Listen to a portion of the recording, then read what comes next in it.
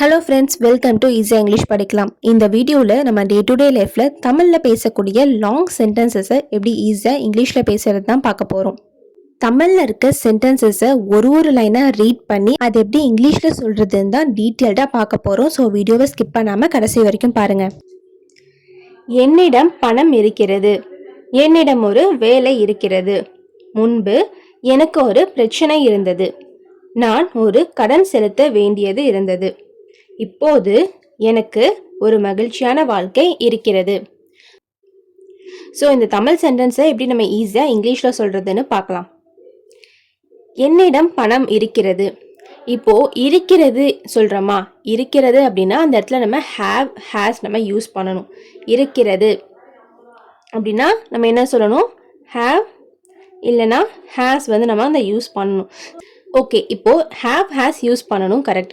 But எந்த இடத்துல have use பண்ணணும், எந்த இடத்துல ஹேஸ் யூஸ் பண்ணணும்னு பார்க்கலாமா. ஐ, யூ, வி, தே இதெல்லாம் சப்ஜெக்ட் நம்ம சொல்லுவோம். ஐ, யூ, வி, தே. ஐ அப்படின்னா நான், யூ அப்படின்னா நீ, வி அப்படின்னா நாங்கள், தே அப்படின்னா அவர்கள். ஸோ இந்த சப்ஜெக்ட்லாம் வர இடத்துல நம்ம ஹேவ் யூஸ் பண்ணணும். He, she, it, names.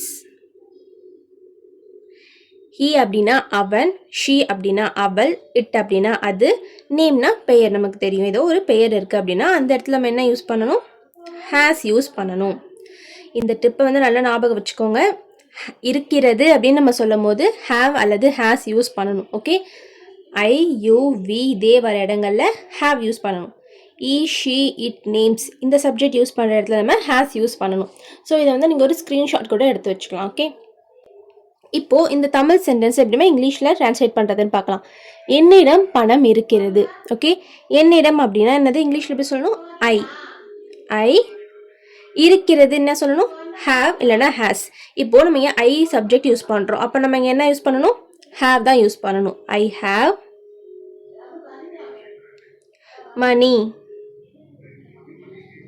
I have money. என்னிடம் பணம் இருக்கிறது அப்படின்னா ஐ have money.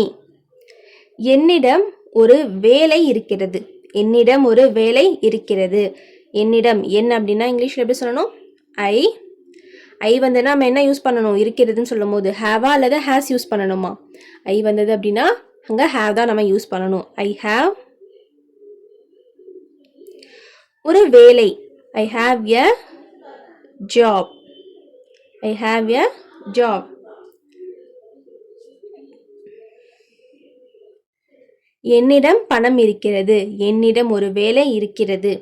I have money. I have a job.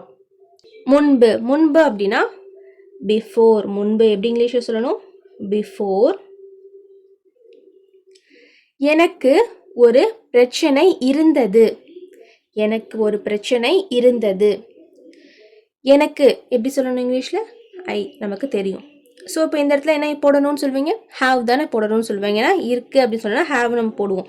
But இந்த இடத்துல என்ன இருக்குது, இருந்தது. எனக்கு பிரச்சனை இருந்தது. பிரச்சனை இருக்குது. இப்போது ப்ரெசண்ட்டில் எனக்கு ப்ராப்ளம் இருக்குதுன்னு நம்ம சொல்லலை, எனக்கு பிரச்சனை இருந்ததுன்னு நம்ம சொல்கிறோம்.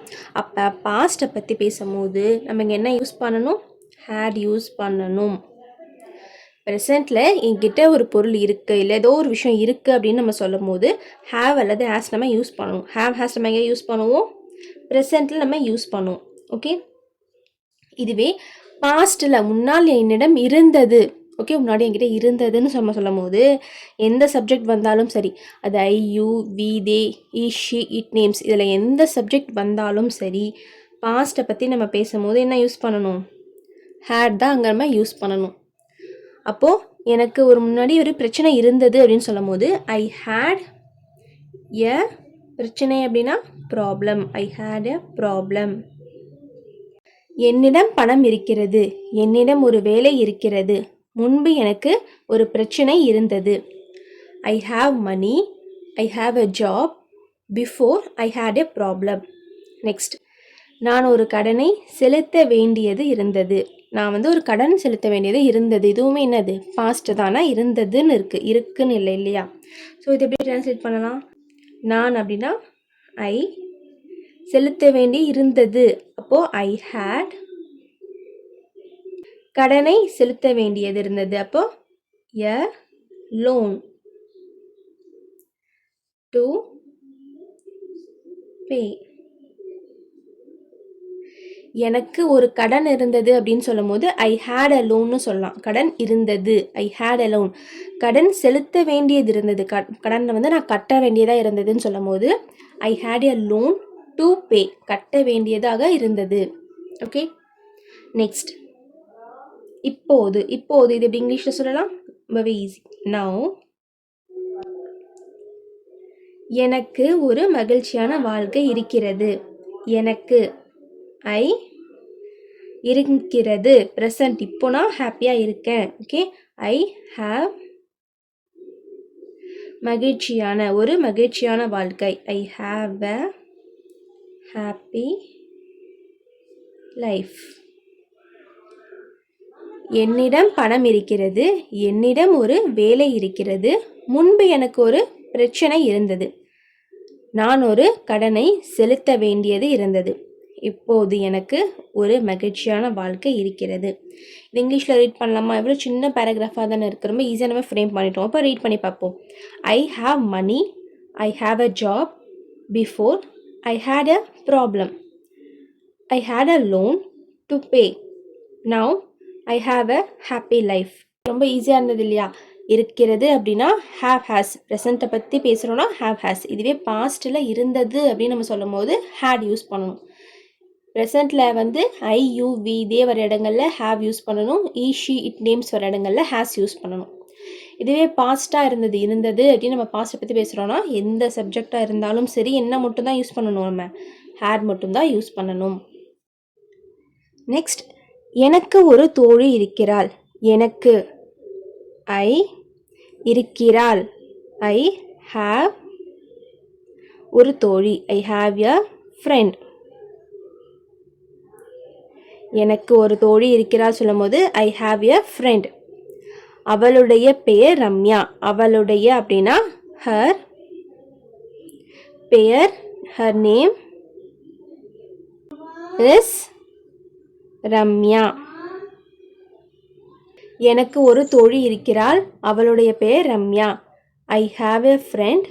Her name is Ramya. ரம்யாவிடம் ஒரு பைக் இருக்கிறது. ரம்யாவிடம் ஒரு பைக் இருக்கிறது.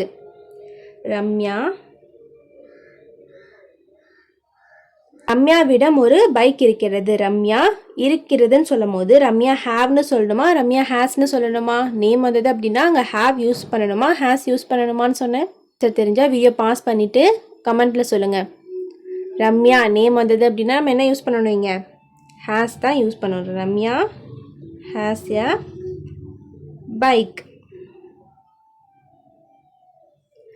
என்னிடம் ஒரு கார் இருக்கிறது. என்னிடம் அப்படின்னா ஐ வந்து என்ன யூஸ் பண்ணணும்? இருக்கிறதுன்னு சொல்லும் போது ஐ ஹாவ் ஒரு கார் இருக்கிறது. ஐ ஹாவ் எ கார். நாங்கள் நேற்று கடற்கரைக்கு சென்றோம். நாங்கள் நேற்று கடற்கரைக்கு சென்றோம். நாங்கள் அப்படின்னா வி சென்றோம். கோவோட பாஸ்ட் went to the. இங்கே போனாங்க கடற்கரைக்கு. we went to the beach.